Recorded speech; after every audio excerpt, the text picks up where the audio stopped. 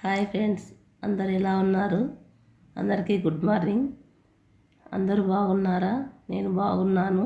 మీరు కూడా బాగుండాలని ఆ దేవుణ్ణి కోరుకుంటున్నాను. ఈరోజు మన రెసిపీ ఏంటంటే సేమియా పాయసం.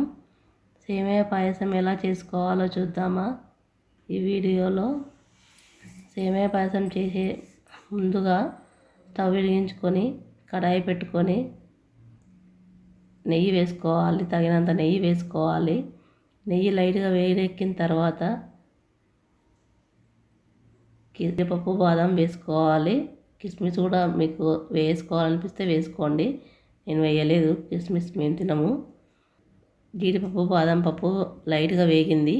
ఇప్పుడు తీసి పక్కన పెట్టుకుందాము. పక్కన పెట్టుకొని అలాగే సేమియా వేయించుకోవాలి.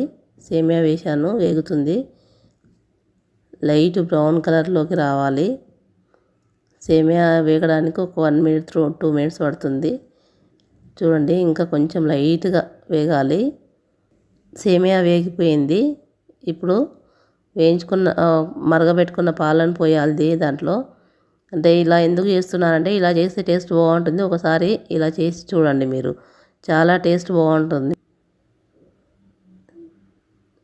మీకు చిక్కదనాన్ని బట్టి పాలు ఎంతవరకు అవసరమో మనం తీసుకున్న క్వాంటిటీని బట్టి పాలు అంతవరకు తగినంత పోసుకోవాలి.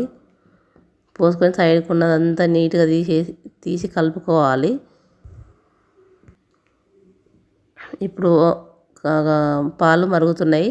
పాలు సేమియా దాంట్లో లైట్గా కొంచెం ఉడికిందా లేదా అని చూసుకోండి. సేమియా లైట్గా ఉడికితే అప్పుడు తగినంత షుగర్ వేసుకోవాలి.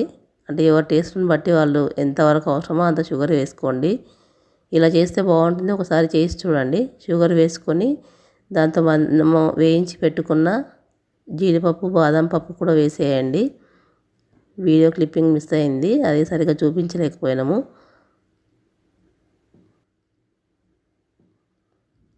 ఇప్పుడు చూడండి, మన సేమియా పాయసం ఇంకొక కొద్దిసేపట్లో రెడీ అవుతుంది. రెడీ అయిపోయినట్టే. ఒక్క 1 minute నుంచి తీసేద్దాము. మన సేమియా పాయసం రెడీ. అందరూ సేమియా పాయసం ఇలా చేసుకోండి, చాలా చాలా బాగుంటుంది. ఒకసారి మీరు ఇలా చేసుకొని రెసిపీ ఎలా ఉందో చెప్పండి. టేస్ట్ మాత్రం చాలా బాగుంది. వీడియోలో అని కాదు, నిజంగా రెసిపీ మాత్రం సూపర్ టేస్టీగా వచ్చింది.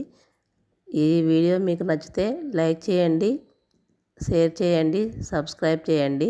పక్కనే గంట బెల్ ఉంటుంది, దాన్ని టింగ్ అని కొట్టండి. అప్పుడు ఆల్ అనే ఆప్షన్ వస్తుంది. ఆల్ మీద నొక్కండి, మీకు నోటిఫికేషన్ వస్తుంది.